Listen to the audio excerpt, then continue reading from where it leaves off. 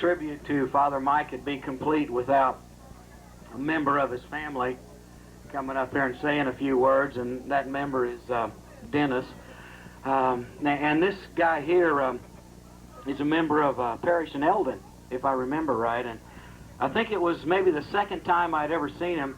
A bunch of us from Harvest Home took a run up to Eldon at Father Mike's request to see how the people with experience ran a festival.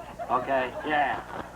So we go up to see him, and as soon as you get there and you buy this little ticket for dinner, it's got a number on it, and then you go out in 125-degree heat to wait to get into an air-conditioned hall to eat this dinner. And we kept hearing 25, 30, 32. We had 613 on our 713, I don't remember. So we see Dennis, and he pulls a few strings to get us in early. And he says, yeah, we don't mind serving a few meals. We make 45,000, 45,000. At the time at Harvest Home, we were making $6,000 or $7,000 in 3 days. And they do it for 4 hours and made 45,000. So if I never see you again, it's great to have you here. Thank you. Yep. I guess if you think I'm going to say a lot of nice things about Father Mike, you're wrong. Because first off, I wish I'd have known ahead of time that I was going to get a chance to kind of rebut some of that stuff he said about us over the years. But about an hour ago, they asked me if I'd like to be brief, and I can't hardly tell you what time it is in 5 minutes. Everybody knows me. Kind of a little history on Mike. He keeps saying I'm his older brother. I'm about a year and a half older. Mike's the third of 9, and raised in St. Louis County.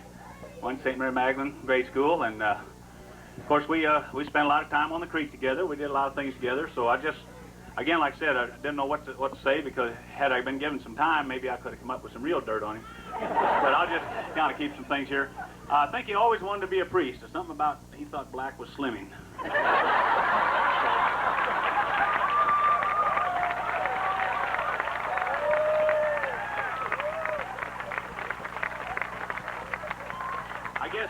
I guess he told me earlier that on this new assignment he's going to go on a diet. He said he's quit eating ice cream. He says now his specialty is hot fudge salads.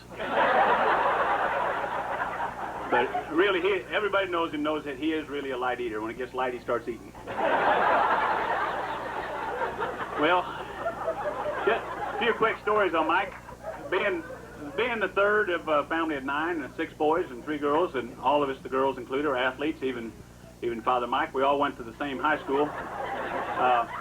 Father Mike, of course, come along in grade school with us at St. Mary Magdalene. Then we went to Catholic high school, kind of on the edge of the city. We lived out in the suburbs, sort of. There was farms and stuff around. There isn't now. It's almost kind of an inner city, almost where we used to live. But back then there was farms and fields and everything.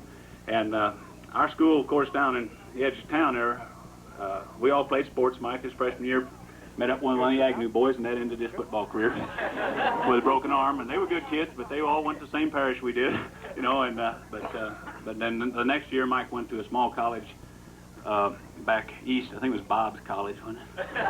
Anyway, he went to a little college back east from high school.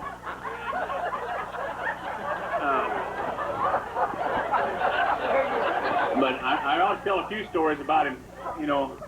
You guys are gonna remember things. We're talking about remembering here. You guys are gonna remember things entirely different than he remembers. I promise you. Right, Mark? Yeah, 2 of them there. You guys, keep your pictures and take all the notes, because when he comes back, you're gonna remember when. And no way, it didn't quite happen that way. And we spent a lot of time on the creek together. Morris was right behind him. And Morris was always slower too. You can see he was. And but anyway, we hit the creek, and we always had to kind of plan our days. You know, Mike he'd never tell on us. He'd usually tell on himself. You know, but Mom was not dumb. She could put 2 and 2 together. And Mom, I was smoking on the creek, says Mike. Morris and I said, okay, we're in for it too. You know, but we always, you know, stuff like this. We do a lot of camping when we were kids. We'd camp out in the creek, and always seemed like Mike being a little younger than me, it was always my job to tuck him in his sleeping bag at night, but he always cut his way out before I made it to the creek.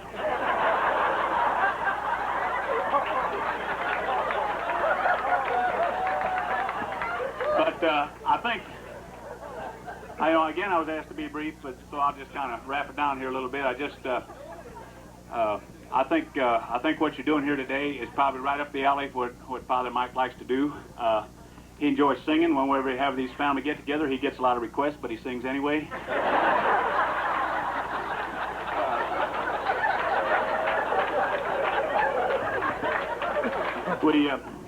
Again, and with all the kids around, I know he enjoys that because we're lots of kids here. And I know there've been a lot more come down from the family, but we're getting ready for a big to-do for my mom in about 2 weeks, and my sister from back in Oklahoma City, she'd sure like to be in here, but by the time she get here, turn around and go back, and then come back in for that. So I just want to do point out that I do remember, you know, I go back to when, you know, first time I came to church here, and he saw me sitting out there, and I became part of the sermon. I didn't know why that was, but I became part of the sermon. But that was, you know, that was in the early days, so I kind of remember that. It's going to be kind of nice. Maybe we'll kind of come back and maybe con Mike into coming over with us, and we'll come to your harvest home sometime. And I think it's appreciate that.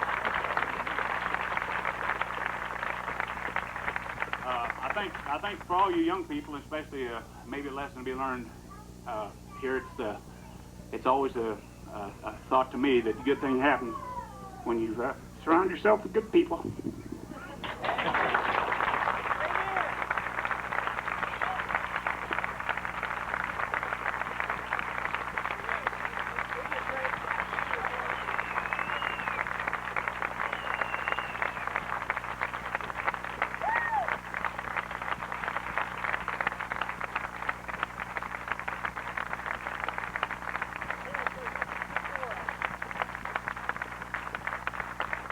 Speaker. Sorry about that.